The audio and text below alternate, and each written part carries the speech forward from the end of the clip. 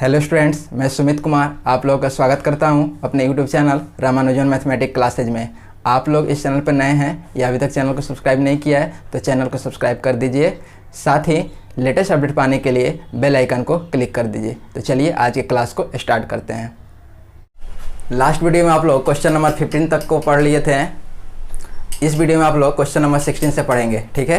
तो देखिए question number 16, determine the AP whose third term is 16 and 7th term exceed the 5th term by 12। ठीक है, यानी कि इसमें AP हमको फाइंड कर देना है जिसका थर्ड टर्म दिया हुआ है 16 और जो 7th टर्म है वो क्या है हमारा 12 टर्म से 5th टर्म से 12 अधिक है। ठीक है, तो देखिए इसका solution. Late the first term of AP is A and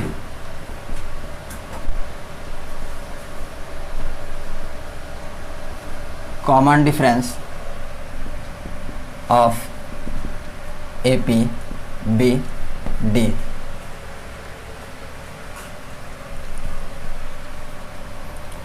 तो आपको थर्ड टर्म दिया गया है यानी कि A3 इक्वल्स टू 16 दिया गया है। तो A3 को हम लिखेंगे A plus 2D equals to 16, ये इक्वेशन फर्स्ट हो गया। और 7 टर्म जो है वो 5th टर्म से 12 अधिक है, ये हमारा अकॉर्डिंग टू क्वेश्चन हो जाएगा। एंड यानी कि A7 equals to A5 plus 12 implied at A7 equals to हो जाएगा हमारा A plus 6D equals to, और A5 इक्वल्स क्या हो जाएगा A प्लस 4D प्लस 12। ए से A कैंसिल हो जाएगा, 6D ये 4D इधर आएगा माइनस हो जाएगा इक्वल्स टू 12। तो यहाँ से 2D इक्वल्स टू हो जाएगा 12, देयरफॉर D इक्वल्स टू 6। अब D का वैल्यू पुट कर देंगे 1 में, putting the value of D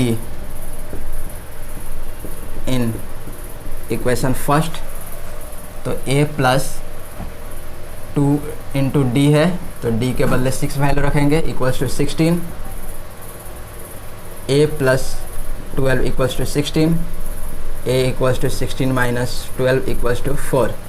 A का वैल्यू 4 निकल गया और D का वैल्यू 6 है। तो इसका कुछ और टर्म हम फाइंड कर लेते हैं। तो फर्स्ट टर्म मालूम चल गया, second term A plus D होगा और यहाँ पर A का वैल्यू 4 है, A का वैल्यू 4 है और D का वैल्यू 6 है, तो ये 10 हो गया। थर्ड टर्म 16 है। ऐसा ही अगर फोर्थ टर्म अगर फाइंड करते हैं तो A plus 3D 4 plus 3 into 6 4 plus 18 equals to 24। ठीक है, देयरफॉर AP क्या हो जाएगा हमारा, कॉलम ही दे देते हैं। तो फर्स्ट टर्म है 4, सेकेंड टर्म है 10, थर्ड टर्म है 16 और फोर्थ टर्म है 24। यहाँ पे 22 होगा। ठीक है, डैश डैश, ये हमारा AP हो गया। ठीक है, तो आप लोग इसका नोट कर लीजिए। चलिए अब हम लोग नेक्स्ट क्वेश्चन को देखते हैं। तो देखिए question number 17, find the 20 term from the last term of AP 3, 8, 13, dash dash 253। यानी ये AP दिया गया है और AP के लास्ट टर्म से 20 टर्म का वैल्यू फाइंड करना है। फर्स्ट से नहीं, लास्ट से। तो लास्ट से देखिए जब भी हमको वैल्यू फाइंड करना रहता है तो उसका एक फार्मूला होता है, nth term from last term, या nth ना लिखकर हम लोग k लिख देते हैं, k term from last term, जिसका फॉर्मूला होता है L minus k minus 1 into D. ठीक है, ऐसे आपको nth टर्म का फार्मूला होता है a plus n minus 1 into D. अगर यहाँ पे n भी रहेगा तो हम लोग n भी लिख सकते हैं, यहाँ पे भी n हो जाएगा। तो इस फार्मूला और इस फार्मूला में चेंजिंग क्या हुआ है कि l का रिप्लेसमेंट a से हो गया है, और जो माइनस जो है यहाँ पे प्लस होता है वो माइनस हो गया है, where l equals to last term. ठीक है, तो ये फार्मूला हो गया। जो भी टर्म फाइंड करना रहेगा उसको हम n लेंगे, और लास्ट टर्म को an जो बोलते हैं उसको हम l से भी डिनोट करते हैं, वो l लेंगे लास्ट टर्म। और इस फार्मूला पे जब यूज करेंगे तो लास्ट टर्म से जो भी टर्म फाइंड करना रहेगा उसका वैल्यू निकल जाएगा। ठीक है, तो देखिए इसका solution. We have 20 term find करना, यानी कि n का वैल्यू तो हमारा 20 ही हो जाएगा, और लास्ट टर्म से हमारा वैल्यू फाइंड करना है 20, स्टार्टिंग से नहीं। तो उसके लिए हमको ये फार्मूला होता है, इसमें हमको एक l का वैल्यू होना चाहिए, n का वैल्यू होना चाहिए और d का वैल्यू होना चाहिए। तो n हमारा तो निकल गया 20, d कैसे निकलता है तो बाद वाले टर्म में से उसके जस्ट पहले वाले टर्म को सब्ट्रैक्ट कर देते हैं, तो यहाँ से ये हमारा d का वैल्यू भी निकल जाएगा। और l का वैल्यू चाहिए, तो l किसको बोलते हैं, लास्ट टर्म को बोलते हैं। तो लास्ट टर्म का वैल्यू है 253।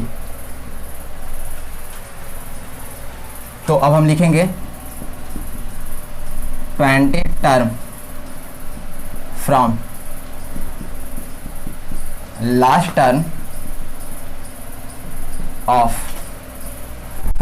Term equals to l minus n minus 1 into D. l का वैल्यू है 253 माइनस n का वैल्यू है 20 माइनस 1 और इंटू डी, और d का वैल्यू है 5। तो 253 माइनस, इसको सब्ट्रैक्ट करेंगे तो 19 हो गया, और मल्टीप्लाई 5। 253 माइनस 95, और इसको सब्ट्रैक्ट कर लेते हैं तो 13 में से 5 गया 8,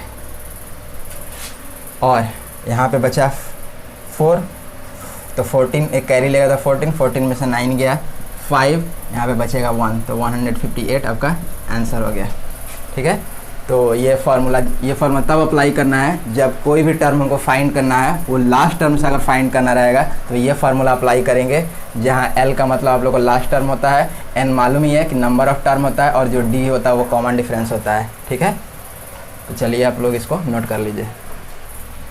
तो क्वेश्चन नंबर 18 को देखिए, the sum of the fourth term and 8th term of an A P is 24 and the sum of 6th and 10th term is 44, find the first 3 term of A P. ठीक है, यानी कि इस A P का 4th और 8th term का सम दिया हुआ है 24, और 6th और 10th टर्म का सम दिया हुआ है 44, तो उस ए पी का फर्स्ट 3 टर्म को फाइंड कर देना है। ठीक है, तो सबसे पहले हम फर्स्ट टर्म को ए और कॉमन डिफरेंस को डी एज्यूम कर लेते हैं। ठीक है, let the first term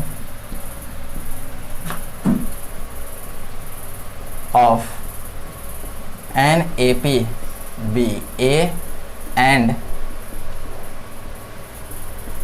common difference be D.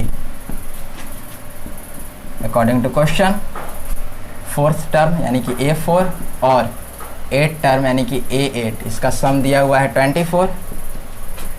A4 को क्या लिखेंगे, A प्लस 3D, फिर प्लस, और A8 को A plus 7D equals to 24।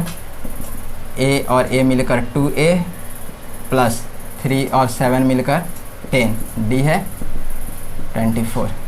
2 common निकाल लेते हैं तो A plus 5D equals to 24, ये कट जाएगा 12 बार में, तो यहाँ से हमारा A plus 5D equals to 12 हो गया। ये इक्वेशन फर्स्ट कर लेते हैं, और फिर इन दोनों आइडेंटिटी को लेकर एक इक्वेशन बनाएंगे, वो इक्वेशन सेकंड हो जाएगा। And A6 plus A10 equals to 44। A6 को लिखेंगे A plus 5D plus A plus 9D, ये A10 को लिखेंगे 44, ये 2A हो जाएगा, फिर इसको ऐड करेंगे तो 14D हो जाएगा इक्वल्स टू 44। यहाँ से 2 कॉमन निकाल लेते हैं तो a plus 7d equals to 44, ये कट जाएगा 22 बार में, तो यहाँ से a plus 7d equals to हो जाएगा 22। ये इक्वेशन सेकेंड हो गया। ठीक है, अब इन दोनों इक्वेशन को सॉल्व कर लेते हैं। तो इक्वेशन फर्स्ट माइनस सेकेंड कर देते हैं। फर्स्ट इक्वेशन है a plus 5d equals to 12 और सेकेंड इक्वेशन है a plus 7d equals to 22। Minus करना है तो साइन चेंज कर देंगे, ये कैंसिल हो जाएगा।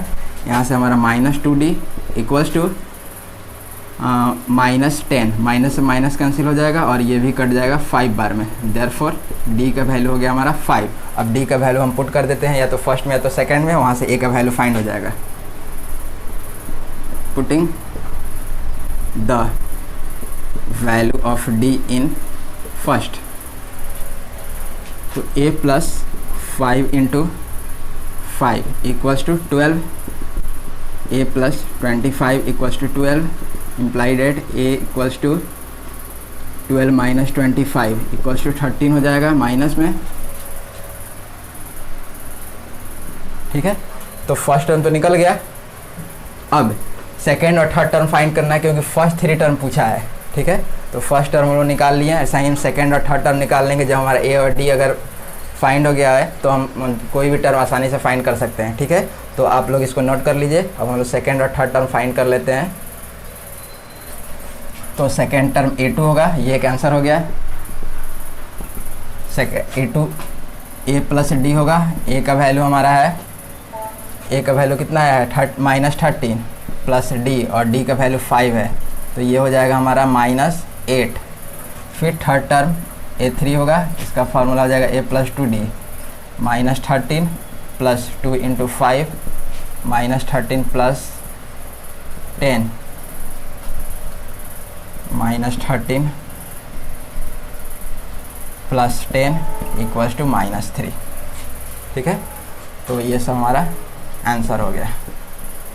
तो फर्स्ट 3 टर्म क्या हो गया हमारा -13, -8 और -3। ठीक है, तो आप लोग इसका स्क्रीनशॉट ले लीजिए। तो देखिए question number 19, Subbarao started work in 1995 at an annual salary of ₹5,000 and received an increment of ₹200 each year. In which year did his income reach ₹7,000? ठीक है, यानी कि सुब्बाराव जो है वो अपना एक वर्क स्टार्ट कर रहा है 1995 में और उसका जो सैलरी है वो 5,000 है। ठीक है, और हर एक साल उसका 200 रुपये क्या हो रहा है, इंक्रीज हो जा रहा है, यानी कि उसको इंक्रीमेंट मिल रहा है, उतना बढ़ जा रहा है। तो कितने, यानी कि पहले 5,000 से वो स्टार्ट कर रहा है लेकिन हर एक ईयर उसका 200 रुपये बढ़ जा रहा है। तो जब बढ़ रहा है तो बाद में बढ़ते बढ़ते कब उसका सैलरी जो है वो 7,000 हो जाएगा वो बताना है। ठीक है, तो देखिए इसका सॉल्यूशन। स्टार्टिंग में उसका 5,000 उसका सैलरी है, इसका मतलब ये फर्स्ट टर्म हो जाएगा। इसको एपी में एक हम क्रिएट करते हैं तो ये फर्स्ट टर्म हो जाएगा और 200 रुपये हर एक ईयर उसका बढ़ रहा है, तो वो हमारा कॉमन डिफरेंस हो जाएगा। ठीक है,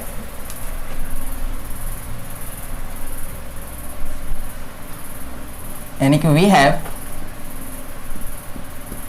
अगर हम एक एपी अगर जनरेट करते हैं तो 5,000 कॉमा सेकेंड जो टर्म है वो उसमें 200 ऐड हो जाएगा, फिर और 200 ऐड होगा अगले ईयर में, ऐसा ही डैश डैश, और फाइनली उसका लास्ट में कितना हो जा रहा है 7,000 हो जा रहा है।